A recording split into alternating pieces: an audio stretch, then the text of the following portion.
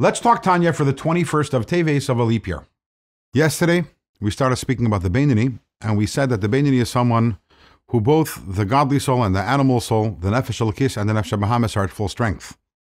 And what happens in such a situation? The person is perfect in the area of thought, speech, and action. This is a person who is never going to succumb to the animal soul. And the question we asked yesterday is, why is that? If the animal soul is at full force, why does it never get its way? And the answer to that lies in something which we learned quite a few days ago in chapter 9. If you remember, we learned that the animal soul, its home base is in the heart. The godly soul, its home base is in the mind. And if you recall, at that time we said that the significance of this will become apparent later on in chapter 12, and now we're there.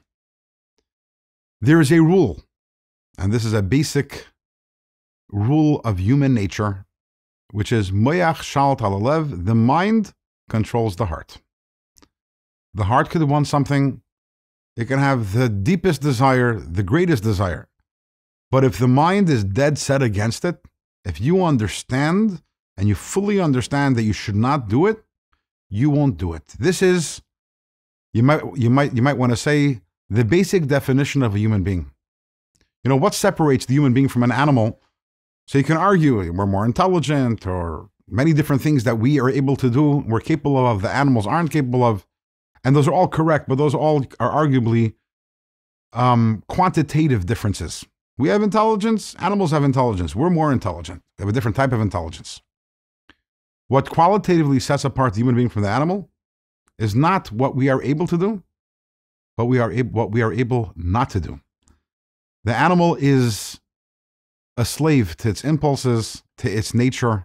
It cannot choose to act differently than what its desires and what its impulses are. And the human being, we can say no. And that's because moyach shalt alev, the mind, controls the heart. The godly soul is in the mind, the animal soul is in the heart.